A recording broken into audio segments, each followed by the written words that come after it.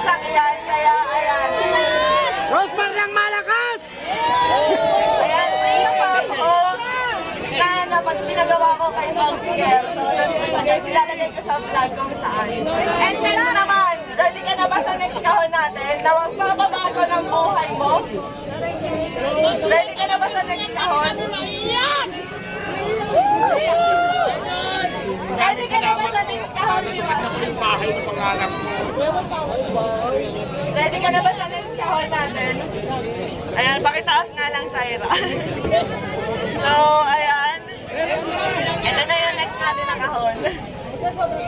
Ayan. Ito na yung next natin, guys. So, ayan. 100,000. Ano masasabi mo, Diwata? 100,000.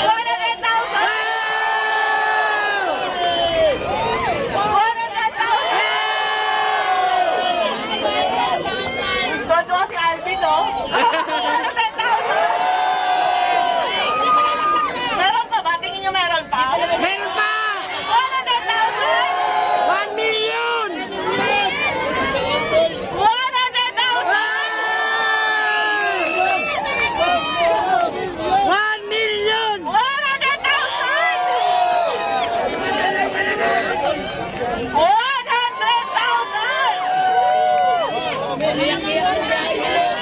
Total of 1 million!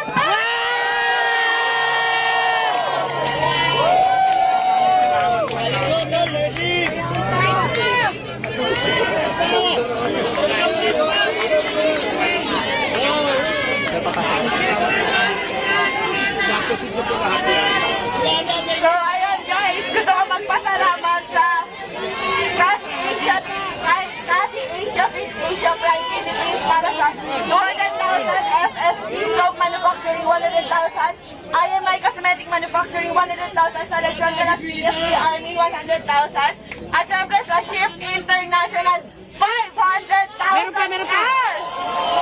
At hindi lang yan, meron pang ibibigay kay Diwata na worth 1 million Shift International products na pwede niyang itinda dito para instant cash. Maraming salamat po, naiyak po ako, sobrang saya po kasi pangarap ko talaga magkaroon ng bahay. Tapos hindi lang bahay, yung binigay mo madam, may pera pa. So maraming salamat po. Mababago na po talaga yung buhay ko. Thank you so much. Kaya ang sinasabi ko, kaya lagi ko sinasabi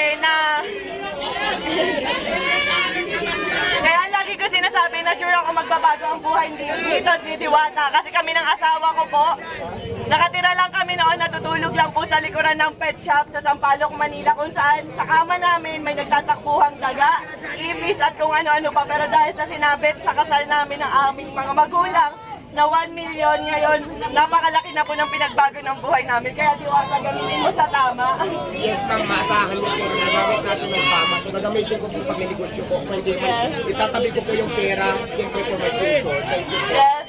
Kasi alam nyo guys, sa pagpapare, sa totoo lang, aminado ako, gaya-gaya ako. Ay, aminado ako, ginaya ko si Diwata. Kasi na-inspire ako talaga sa kanya, pero hindi para gawin siyang kompetensya. Sa totoo lang, matagal na kami nagka-chat ni Diwata. And tinanong ko talaga siya kung may tinutubo ka ba, may kinikita ka ba.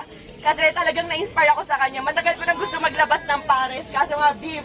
ang tagal pa kuluin. Pero nung nag-idea ako sa kanya na pwede pala yun karne, pork, ganyan, tas ang dami namin nabibigyan ng trabaho. Ang alam ko 80 katao mahigit ang trabahador ni Diwata at sa akin naman nasa 50 kasi 50 nasa 100. Napakaraming pamilya po yung nabago naming dalawa.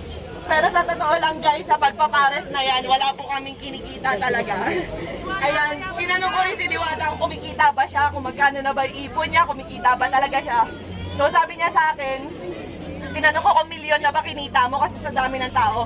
Hindi raw, malayo pa, pero ngayon instant milyonaryo ka. Yeah!